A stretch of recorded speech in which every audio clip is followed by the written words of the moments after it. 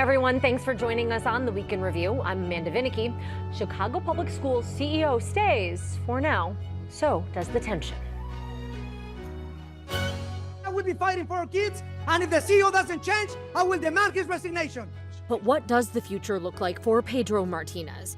The mayor won't publicly say where he stands, but stresses voters elected him to transform the city's schools. For too long, our schools have not delivered on the promise of public education. I am going to deliver on the promise of public education. As for Martinez, he says resigning would harm students and that one of the main reasons critics want him out is based on a lie.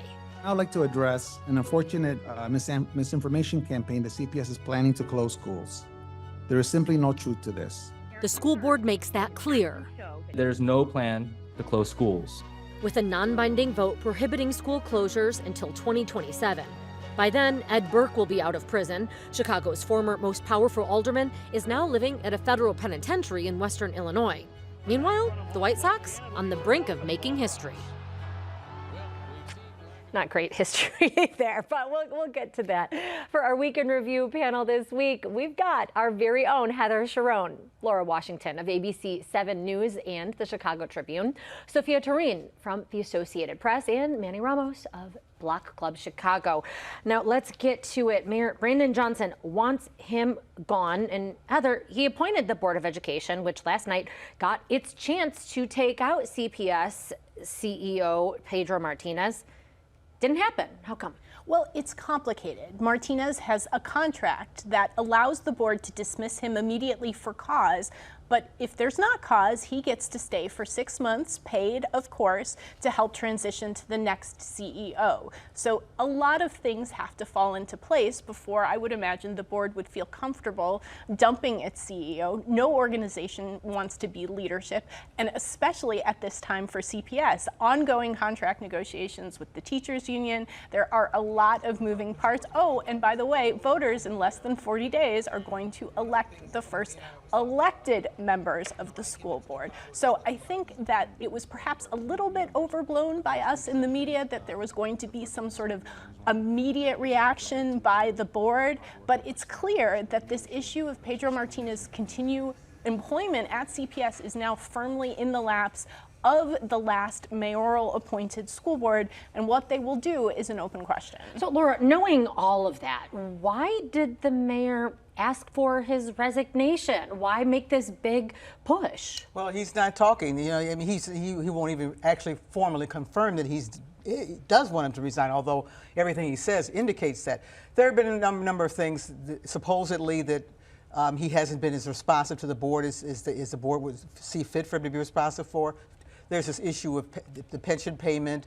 There's this issue of the mayor wanting the board to take out a high interest loan, the CPS take out a high interest loan, and they've rejected that. The extraordinary things, this just never happens in Chicago. When a mayor says go, you go. When a mayor says stay, you stay. And in this case, Martinez is pushing back, and so far the board appears to be sticking with him. So, Manny, what are the stakes for the mayor? Well, the stakes for the mayor is that this is another instance where he sort of has made this kerfuffle around a political decision that he's trying to organize, or seemingly behind the scenes. So whether or not this can happen as quickly as he wanted to, I'm not sure, but it also leads into sort of the other issues facing other agencies at the moment from the bigger heads too. And so we're going to talk in a little bit about CTA, for example. You've been reporting a lot on that. But I want to get to just this notion that he's trying to push out Martinez, feed into critics' narrative that he's doing the bidding of the Chicago Teachers Union. Sophia? You know, I would say, what parents are worried about is the bus driver shortage, are the budget cuts that have led to, we're not seeing all the specialists, at schools that we were sports staff. They have to open schools slightly later, so parents are being late to work. There's all of those types of issues. I think parents more will pay attention to contract negotiations when things get much more intense. I think parents want stability, and right now things are sort of up in the air. If Martinez were to leave, that would create all kinds of chaos. It is exactly the wrong time. And I think that would unnerve a lot of parents and families. And I certainly don't think anybody's looking at wanting to have a strike right now. And to Martinez's point, I believe he said that he would be the 7th CPS CEO in just a decade, which is it's unheard of. That's a lot of turnover. And when the person at the top changes, so often do their top leaders. It's like dominoes. Yeah, and there's mixed messages too. You know, you're getting these emails saying we're having high enrollment, but then the next one is no, I'm still the CEO. I mean, as a parent and as somebody who covers schools, that's an extraordinary email to get from the head of the school district. You know, nation's 4th largest. I'm still in charge. You know, yeah, I don't think you can overstate just how soured the relationship between Martinez and Johnson became with the news that there is this list of potentially schools to be closed or co-located. It's important to remember Brandon Johnson is not mayor if Rahm Emanuel did not close 50 schools in 2013. So I think that the news that sort of there has been this list, which Martinez acknowledged crafting as part of a 5-year strategic plan for the district without the mayor's knowledge, the mayor says, or the mayor's office has told me, I think that really sort of reached the breaking point. And the question is how does somebody like Pedro Martinez lead a district where he has lost the confidence of the teachers union, they've issued a vote of no confidence, and lost the confidence of the mayor? I think that's a question that the board has to grapple with too, especially given just how deeply painful those school closures remain in many Black and brown communities in Chicago. The sense that that's even a possibility, I think, is something that you saw why the board voted the way it did yesterday to sort of reassure parents. But that is an indication of just how deeply broken sort of the relationship between Chicago's school leaders have become. And you're talking about the vote to put a moratorium on school closures through 2027. That's when a fully elected school board will, for the first time in Chicago, be in place. So what, Laura, do you expect that these are conversations that board members are having in private? Oh, of course, absolutely. To Heather's point, first of all, there are the legal issues and what they can do if they can remove him. If they do fire him for cause, he's probably going to sue. He has a history of in the past of in another school district he was at where he took legal action and got a settlement. So they have to look at all that and beyond just the question of whether they can do it legally, is this the timing that they want to do it at, given that we're in the middle of negotiations, given that there's been so much instability. For the mayor and the teachers union, I think they have to worry about how this looks, though. It looks as though they're trying to execute a coup. I mean, we've known from the beginning that Mayor Johnson is very close to the teachers union. He used to work for the teachers union. It's looking as though he's acting at their behest. Stacey Davis Gates, the head of the teachers union, has been very critical, extremely critical of Martinez. If they push him out, does it look like they're running the system? And to that end, we actually had Stacey Davis Gates, again, the head of the teachers union, on Chicago Tonight earlier this week. So let's take a listen to what she told us on Monday about that vote of no confidence. Our CEO is doing two things. He's making presentation to stakeholders as if he is in alignment with the Board of Education, with the Mayor of Chicago, and with the teachers and the paraprofessionals and clinicians. And on the other end of this, he is saying that all of our alignment is impossible to bring to fruition because we don't have the funding. And then he doubles down and says, and I don't have a plan to win the funding either. So, Manny, do we have a plan from any corner? If we don't have one from Pedro Martinez, is there one from the CTU or the mayor beyond, please, Springfield? Yeah, I mean, so CTU is asking that they take out a high interest loan to sort of pay for that pension payment for non-teaching staff. I believe the CTU has also come out and said that, like, this is something that Pedro has done in the past when he was with he was the CFO of CPS in the, I believe, early 2000s. So I think that is sort of like one of the critical pieces that they're trying to push for to help this sort of funding and get to that deal to pay for a lot of the teachers' raises and all that sort. And part of the reason they're asking for they're saying it would be a short-term loan because they're saying that they're going to go back to Springfield with some kind of a plan and hoping to get money, but a hope and a prayer is not a reality, and so I think we have to look at whether or not there's any possibilities in Springfield. Governor Pritzker and his legislative leaders have not been very excited or very keen to talk about additional funding. Sophia, you covered Springfield for a while. Any insight into well, that? other than the dislike of Chicago and Chicago asking for more money, that sense out there, I mean, there's a lot of asks right now of the legislature. They're talking about, this public financing of stadiums. There's their own budget to deal with. I doesn't seem like a friendly Especially when environment. the district is seeing this leadership fight that may not help, I think, appease legislators who are looking at it, right, Heather? Right. Well, I mean, there are real questions about why the CPS board approved a budget that covered a $500 million deficit, but did not make that $175 million pension payment, which basically forced that issue into the lap of the mayor and the city council, because if CPS doesn't make that payment, the city has to make that payment. That exploded the city's budget for this fiscal year, angering Mayor Johnson, and I'm sure not making a lot of friends on the city council because they now have to deal with it. But the other thing that budget didn't do was to provide sort of funds for the raises that CPS has already tendered to CTU as part of that contract process. So what we've heard from Stacey Davis Gates is, look, this wasn't actually a balanced budget. This budget does not make any sense. But we've heard Martinez time and time again say, I'm being fiscally responsible. I'm refusing to take out that short-term loan, which is not in the best interest of the district.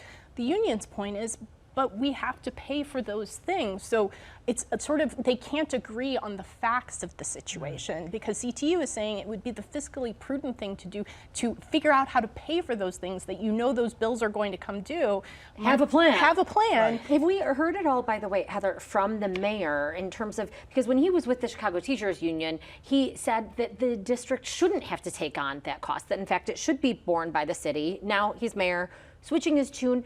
Has he talked about that, or at least addressed why there wasn't a conversation with, again, the school board that he appointed, the CEO of CPS? That's a good question. This, I think, is really an indication of just how messy the breakup between the city and CPS is truly going to be. So if you are electing your own board and you are running a whole other agency, you have to pay your bills. You don't get to come ask the city to help me out, right? Just like I'm a grown-up. I don't get to ask my mom to pay my cell phone bill anymore.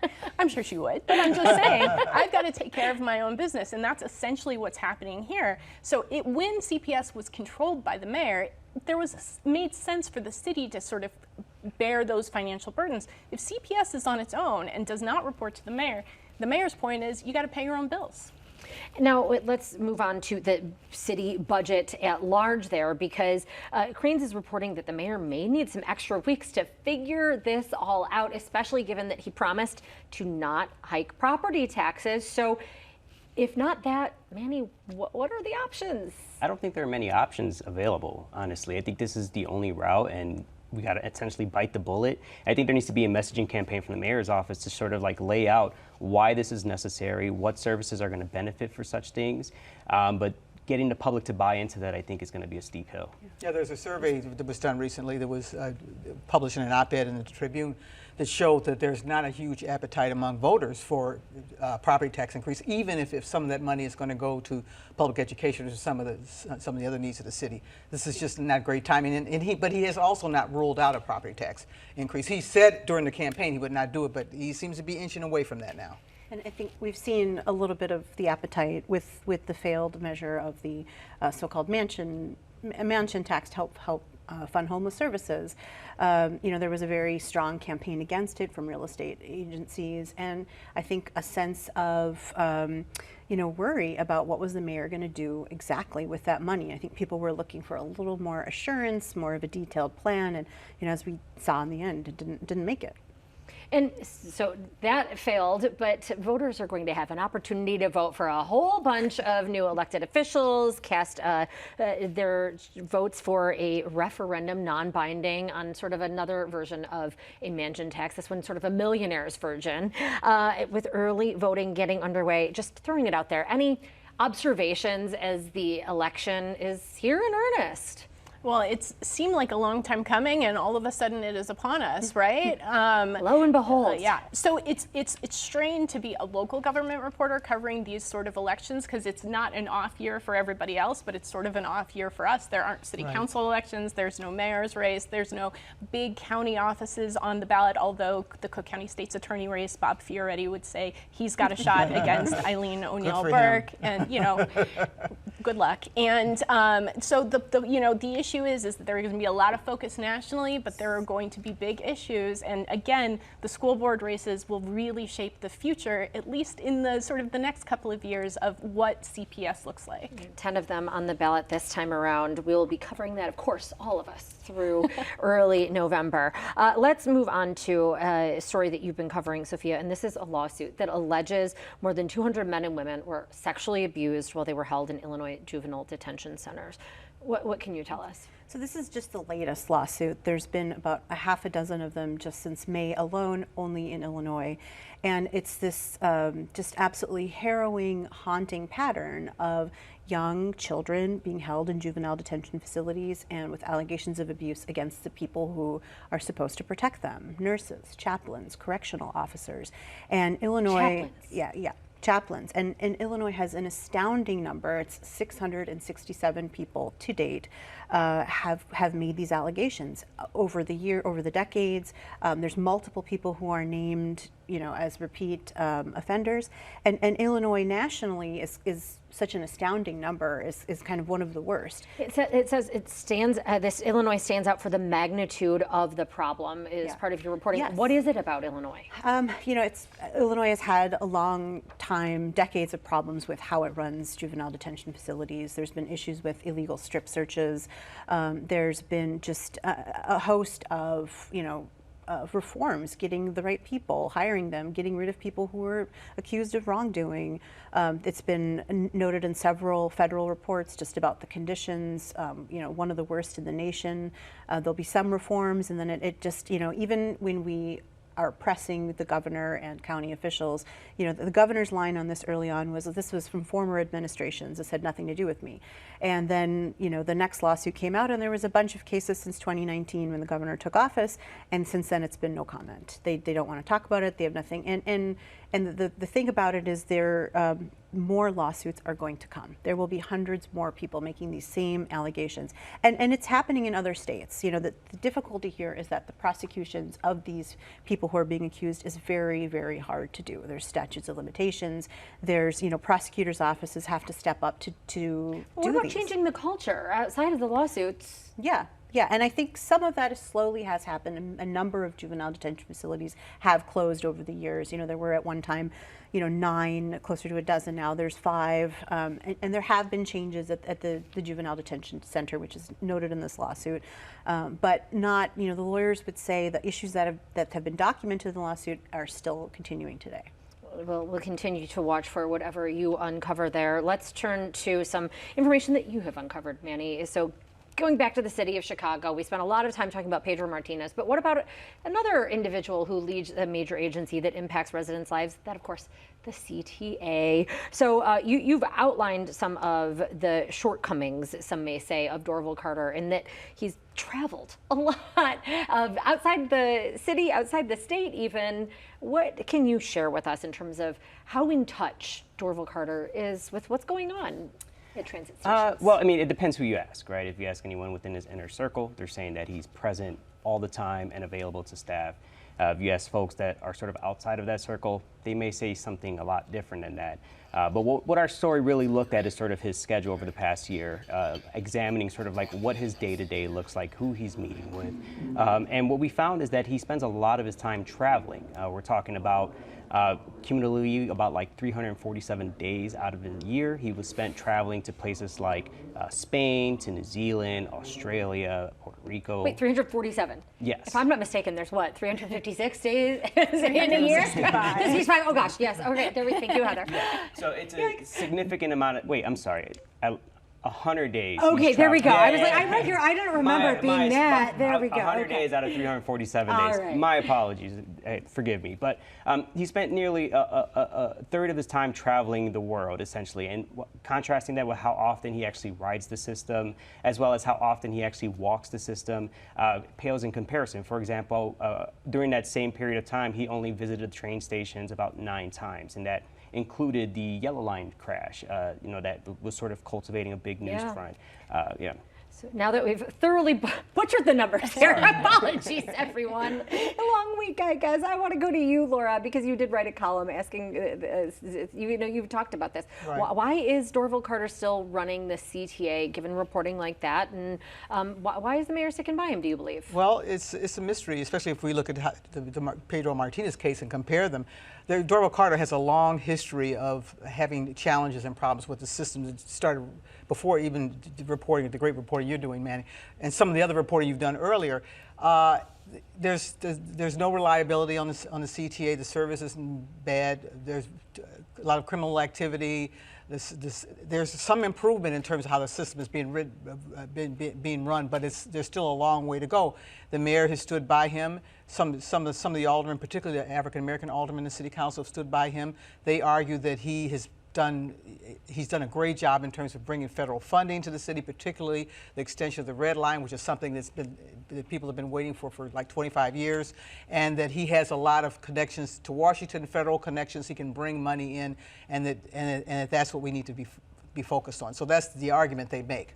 And it's an argument that's persisted, and do you expect it's going to continue? The mayor seems to be sticking by him, and as long as he does, he'll remain there. Also sticking by Larry Snelling, who it's been a year anniversary, Heather, since Snelling became superintendent of the Chicago Police Department, and a lot, of course, has gone on in that year.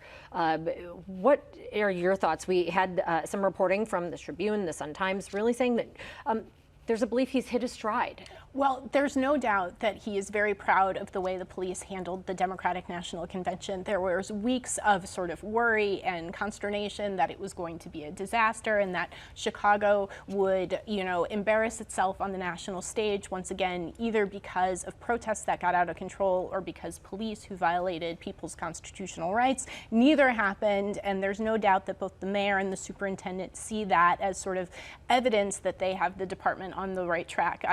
We were not granted an opportunity to sit down with Superintendent Snelling to mark his 1-year anniversary. I would have had, I think, different questions for him. He is at loggerheads with the head of the biggest police misconduct agency. He has questioned whether that agency is biased against Chicago police.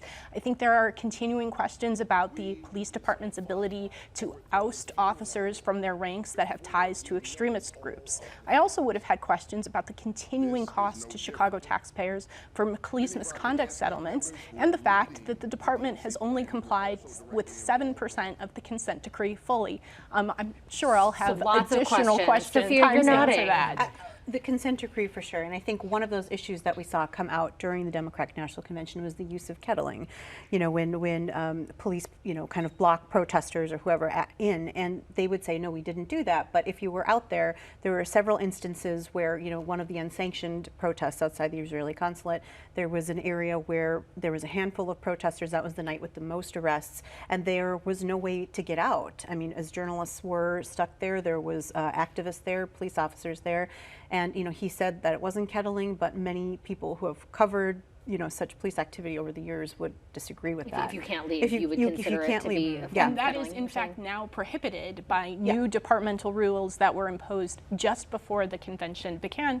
A lot of questions. But no sign that there is any sort of fracture between the Johnson administration and the CPD's leadership, correct? No. None. Didn't think so. All right, let's talk about somebody else before we run out of time. Ed Burke, that's another big name from city council to the cell. He is still in Illinois, now in a prison in Western Illinois. Now, Manny, does this have any lasting impact on city council operations that the one-time sort of vaunted longest serving alderman is now a federal prisoner? I think city council is pretty happy that this can sort of like be behind them now, and they can sort of like pave a new path forward. I think it's also just interesting to note that this is the most powerful person that sat in city council for decades, and he's now spending 2 years inside a federal prison for racketeering. 2 years that's a fraction of what prosecutors sought. Now, given this light sentence, is that going to serve as a deterrent, do you think, Sophia? In Chicago? In Chicago. I think that could be enough of an answer. Laura, anything to add? Chicago and Illinois has a terrible history of corruption. There's been dozens of aldermen that have already gone to prison. There are at least 1 or 2 aldermen who are either under investigation or have been indicted right now. So no indicted sitting members of the no city indicted council. sitting members. We will leave it on that positive note then. One can always hope. We are out of time. Our thanks to Heather Sharon, Laura Washington, Sophia Tureen, and Manny Ramos. We are back to wrap things up right after this. Chicago Tonight is made possible in part by the Alexandra and John Nichols family. The Polk Brothers Foundation. Additional support is provided by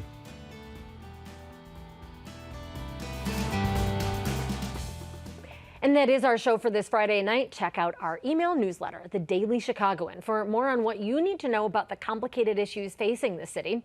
Don't stop there. We also introduce you to new ways to explore your neighborhood and those around you with concert recommendations, weekend activities, and more. Head to WTTW.com/newsletter to sign up and take advantage of all of it before the weekend kicks off. For the Weekend Review, I'm Amanda Vinicky. Thanks for watching. Stay healthy and safe, and have a great night. Who's a White Sox fan? So are you rooting for them to lose? 100%. Yeah. Why? If you're going to be bad, go all the way. Make history? Make history one way or the other. So you were disappointed with their finally winning 3 games in a row? Oh, yeah. Go for the goal. Go big. 100%. Do you think that will carry any, let's make this serious, any lessons for Jerry Reinsdorf making history by being the losingest team? Sell the team to someone who knows baseball. There we go. That was quite a piece in the New York Times. Did Yes, you read I read it? that. Yeah. My goodness. A takedown. Probably not helping. Another handout to Springfield that, Yeah. Really, I'm very serious. I mean, I know it's not about wins or losses, but reading an article like that. Oh, absolutely. Perhaps not. Because you have questions. Closed captioning is made possible by Robert A. Clifford and Clifford Law Offices, a Chicago personal injury and wrongful death firm that is committed to supporting diversity, equity, and inclusion initiatives throughout the legal profession.